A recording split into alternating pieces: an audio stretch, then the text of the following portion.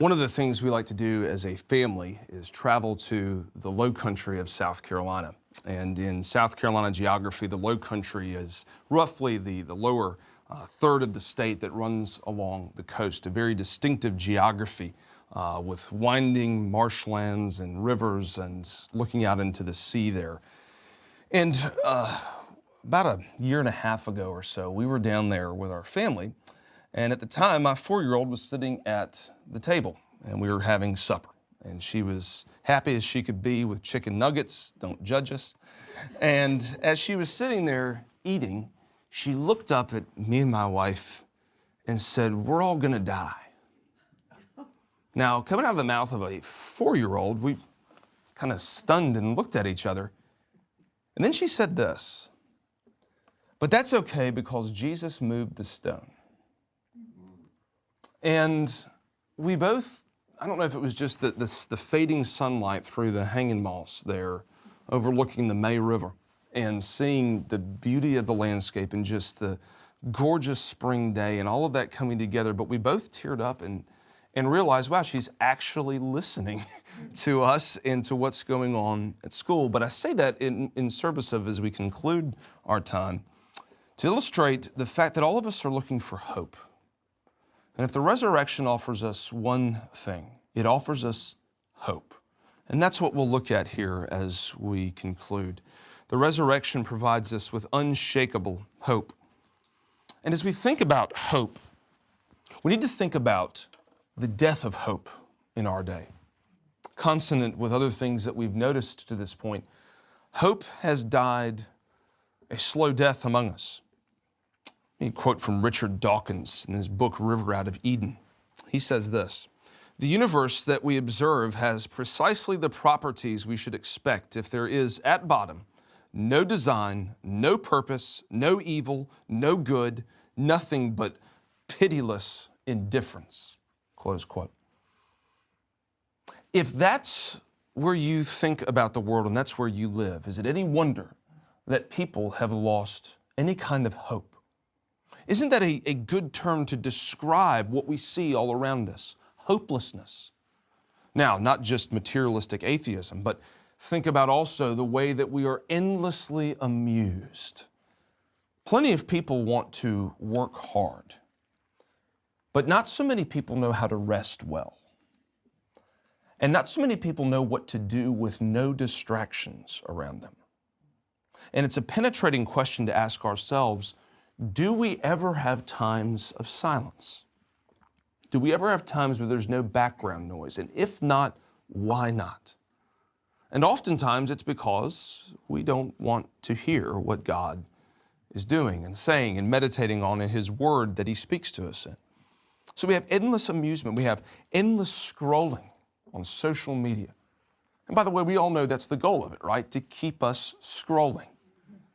To keep us from ever being thoughtfully engaged with anything. I was talking with this about a friend recently about ebooks versus hard, regular books. And he said, where are you on that? And I said, so you kind of half in, half out? I said, nah, probably 80-20. I still love having a book in my hand and making notes in the margins and underlining and everything else. But he said, I think it's getting so hard for people to even read because of the amount of distractions we have all around us all the time. Endless amusement, social media. What else takes away our hope? What about endless access to plenty? One of the reasons that we don't see hope as vibrant as it was for our parents' or grandparents' generation is we have so much here. We have such material abundance and plenty here. And in one sense, we need to rejoice in that. I would argue that directly because of Christianity do we have such material abundance and plenty today. Plenty of other scholars have argued that as well. But for Christians, all of these things can combine to deaden our hope of heaven. All of the advertising, all of the social media, it has a goal to make us discontent constantly. And instead of a holy discontentment of not being with the Lord, we have a discontentment with not having all that we want. And that deadens our hope of heaven. One final thing is, as one author points out, there's been a shift in the past 50 years from naive optimism to cynicism. And we all know what the cynic is, right? He's the person who gets the angle.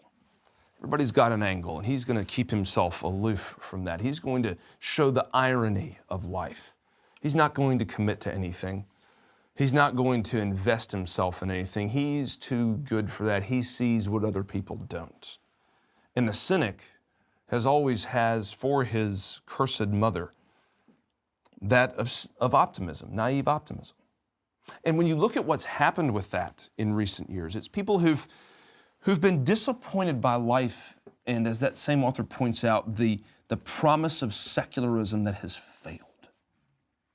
This whole notion that people are basically good, and if you leave them alone with enough time and money and education, they'll basically do the right thing. We've been trying that since at least the Greeks. And how's it working out for us? More recently, beginning in Renaissance humanism in the 15th century, we've been trying money and education as the solution for mankind's ills. And what has it left us with? Cynicism. A hollowed out, burned out, as C.S. Lewis put it, chestless culture. That's what it's given us. Men without chests. No morals, no commitments, nothing but cynicism and despair. And so it's little wonder that people have no hope. When the predominant worldview is blind, pitiless indifference, like that which Dawkins speaks about, or everything else has let me down. God probably will too. If that's where we think, then hope will be always fleeting, always elusive. And what the resurrection of Christ does is resurrect hope in our lives. And how does that happen? Let's trace it out from the scriptures, from 2 Corinthians 5, as Paul instructs us on our hope. Verse 1, "For we know that if the tent that is our earthly home is destroyed, we have a building from God, a house not made with hands, eternal in the heavens. For in this tent we groan, longing to put on our heavenly dwelling, if indeed by putting it on we may not be found naked. For while we are still in this tent we groan, being burdened, not that we would be unclothed, but that we would be further clothed, so that what is mortal may be swallowed up by life. He who has prepared us for this very thing is God, who has given us the Spirit as a guarantee." Here's what he's saying to us. There's a hope of new creation that we find in the gospel of resurrection.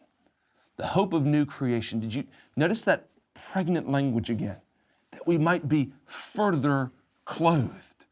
What does Paul have in mind? Nakedness, of course. But that's not just not having any clothes on. It's a metaphor, isn't it? Because when mankind recognized he was naked, when Adam saw that he didn't have clothes on, it's because sin had entered the world. It's because shame became a reality to he and his wife that he'd never known before. And therefore, ever since, we could say metaphorically, Paul says to us, mankind has been searching for clothing. They've been searching for the way that death may be swallowed up by life. I was reading Yuval Harari, who's written a book called Homo Deus, Man the God, or the God Man. He also wrote a book called Homo Sapiens, A History of the Human Race. He's a transhumanist. And this is a movement that believes that man will be some kind of hybrid of man and machine, and the ultimate goal of it all. And he says this at the outset of Homo Deus. He says, let's take stock of where we are and see what the ultimate goal is. And he says, mankind has defeated its three great enemies by and large: famine, disease, and warfare. He says, sure, there's wars, sure, there's famine, sure, there's diseases, but nothing like the bubonic plague, nothing like the world wars. We're getting past that. We're getting better. And the ultimate goal, he says, is that what we'll see is death itself will be defeated by mankind's technology. My friends, if you're looking where the Tower of Babel is being built, look no further than the modern technological industry. And his point is this: we have hope in our technology, in our ability as man, the Homo Deus, the God. And what use would it be for gods to be humble, my friends? Why would you come to any other conclusion if that's what you believe about the world? But here's what Paul says, that kind of clothing will never work. Because death is not just something natural, which is the underlying assumption of Harari's argument. Because of evolutionary processes, death is natural. No, death is part of the fall, as we've seen. It's a curse that only is overcome when God clothes us, as it were. And once again, it's all of grace. Just think about Adam and Eve. As God kills animals to cover them and showing them thereby that atonement has to be made by blood. And I will make it, God says to them. And then Paul picks up on that and says, yes, and resurrection reminds us, the resurrection of Christ rather, reminds us that one day all of our nakedness will be covered. That we will come into full possession of all that we were meant to be as a redeemed humanity in our heavenly dwelling. And he says, in this tent we groan and we're burdened. Again, what a perfect description of daily life. Groaning and being burdened. But he says this groaning and burdening is unto something. We're groaning and burdened because we've caught a glimpse of how good what's coming really is. Having caught that glimpse, he says, we want it so badly. And he says the same thing in Romans 8, the whole creation is groaning until now.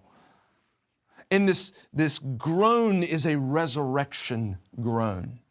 It's a groan for life to the uttermost. Life that is encapsulated in the event of Christ's resurrection. That is the first episode which will to be continued in our resurrection. And as we groan and long for that, he says, what we're asking for, what we're longing for is that death might be swallowed up by that which is truly life. And he says, he who has prepared us for this very thing is God. Don't you love how Paul is so God-centered and so grace-centered? And he's saying to us, by nature, we don't hope in these things. By nature, all of us would want to say what Harari said or what Dawkins said. But instead, he says, because of what God has done, who's prepared us for this very thing, is give us a certain future, a certain hope. And that's what the Greek word, by the way, that Paul uses elsewhere means. It's not hope in the sense that we think of it today. And my wife calls me and says, are you going to be able to take the girls out hunting with you this weekend? Well, I hope so, sweetie, but I don't know what the weather's going to be. Now, what does that mean? Likely I won't be able to, but we're going to try. That's not what the word means in the New Testament at all. It means a guaranteed certainty, which is why Paul says what he says here. God has prepared us for this thing, and he has given us the Spirit as a guarantee, a down payment. In the first fruits of the resurrected Christ comes the first fruits of the life-giving Spirit in our lives. As he begins to make us groan and be burdened for that which is true life. And that is why when Jesus speaks about this, don't you love this scene in John 7?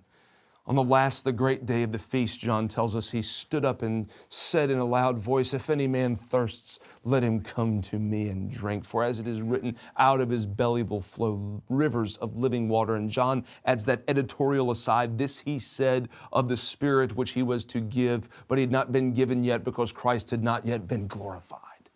Having been glorified, he does give the Spirit, and therefore we can stop being thirsty. We can have true hope. And another metaphor there, isn't that what hopelessness is? It's a thirst that can never be slaked, a hunger that can never be satiated. Try as we might to fill it up with drugs or sex or pleasure or movies or just distraction. And what Paul and what Jesus tell us, the Spirit speaking in his word tells us is, no. It's so much better with Christ. And the hope you have in him, no matter what happens here, will be unshakable. It will be certain. It is as certain as the Spirit who was outpoured. It is as certain as the empty tomb before the outpouring of the Spirit. And that's why, if we turn to the end of the Bible, we read what we read in Revelation chapter 21 rather, the penultimate chapter of the Bible. John says this, "Then I saw a new heaven and a new earth, for the first heaven and the first earth had passed away, and the sea was no more. And I saw the holy city, New Jerusalem, coming down out of heaven from God, prepared as a bride adorned for her husband. And I heard a loud voice from the throne saying, Behold, the dwelling place of God is with man. He will dwell with them, and they will be his people, and God himself will be with them as their God. He will wipe away every tear from their eyes, and death shall be no more. Neither shall there be mourning, nor crying, nor pain anymore, for the former things have passed away." What is the terminus? What is the omega point, the end point of our hope? It's this. And notice how John sees it. Going back to Babel, mankind builds his way to God. And it's so minuscule that Moses shows us as God speaks through him that God has to come down and see it. Not like God couldn't see it. He can see everything. He was just making the point, it's so minuscule, he came down from heaven to see the puny works of mankind and man building his way up with his puny city. And instead, in the true and lasting New Jerusalem, it comes down from heaven. It's a gift of grace, is what God is showing John. And this imagery here is one of, as one scholar put it, a garden and a city and a temple all combined. All these major biblical themes that come together in the New Jerusalem. And the centerpiece of it all is the fulfillment of the covenant promises of God, which are so tightly bound up with the resurrection of Christ and our coming resurrection. What is the great hope and promise of the Old Testament? That God would dwell among his people. What is the book of Leviticus about following the last roughly 20 chapters of the book of Exodus, preparing in Exodus for God to dwell among his people, then instructions for God dwelling among his people. And yet even then those were partial shadows, undone by Israel's idolatry as it sends them into exile. And then Jesus comes and there is the true temple among us. John 1:14, the Word became flesh and translated from the original, tabernacled amongst us. God himself will be with them. Matthew tells us that Jesus' name is God with us. He tells us, behold, I am with you always, even to the end of the age. And here is the end of the age, as it gives way into the ages that will last forever. And at the centerpiece, at the heart of it all, is the God who fulfills his covenant promise to dwell with his people. And what does that mean but the undoing of all that was part of this present evil age?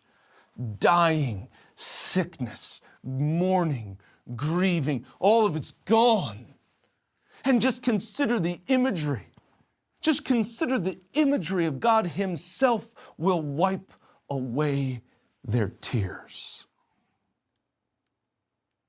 Before I came down here, my daughter was very upset. One of my daughters, my youngest, was upset one night. And I came into her room and she had some kind of a bad dream or something. And when you see your precious child crying, what is the first thing you want to do? You want to dry her tears and hold her and comfort her. And that's the imagery that God chooses to speak to us in, of what he'll do for all of his dear children. He himself will wipe away their tears. He himself will undo all the sadness, the grief, the pain, the death, the destruction that we have caused. In other words, resurrection life always has as its goal the resurrection of all things, the new heaven and the new earth. That is our hope. That is what we are pressing on towards. That is our goal. That is what is going to happen as certain as the tomb was empty that first Easter Sunday, millennia ago. And so what we need to ask ourselves is very simple. What are you hoping in, my friend? Is it anything other than Christ? Because where your hope is where you will find meaning, security, trust, identity. And if it's anything other than Christ, your hope will be exposed as false and it will wreck you. And God will do that to us if we're His. He will wreck our false hopes. He will burn our idols, as it were, so that He can give us true hope, that He can give us resurrection hope, so that only the promises of God, as we walk by faith, not by sight, as Paul would tell us in 2 Corinthians, only the promises of God offer that life-giving sustenance that's spoken of in Psalm 1. So that as we meditate on the law of the Lord day and night, we become like trees planted by the river. We become those who can say with the psalmist, my flesh and my heart may fail, but God is the portion of my heart forever. And as He does that, as He removes all of our false hopes, He begins to replace it with the only hope that lasts, my friends. As we dwell on His Word, as we walk with the Lord, as the Spirit-inspired Scriptures which point inexorably, inevitably, and unfailingly to the resurrected Messiah, the Son of God, who poured out that selfsame Spirit upon His people to give them the unshakable hope. As we walk with Him, His promises sustain us. He's our manna in the wilderness. He's our goal of heaven. He's the new and better Moses. He's the new and greater Aaron. He's the better Adam. He's the second and last Adam. He's the Lamb of God slain before the foundation of the world. He is the terminus of all the promises, the fulfillment of all our hopes, and the end goal of all resurrection reality. And that is what is coming for us. And that is why Paul began for us this afternoon. Therefore, we do not lose hope, because we know in whom our hopes are vested. We say with Paul, I know whom I have believed, and I am confident that He is able to keep that which I've entrusted to Him to that day. And so what God would say to us as we conclude thinking about the resurrection is, look up, for our redemption draws nigh.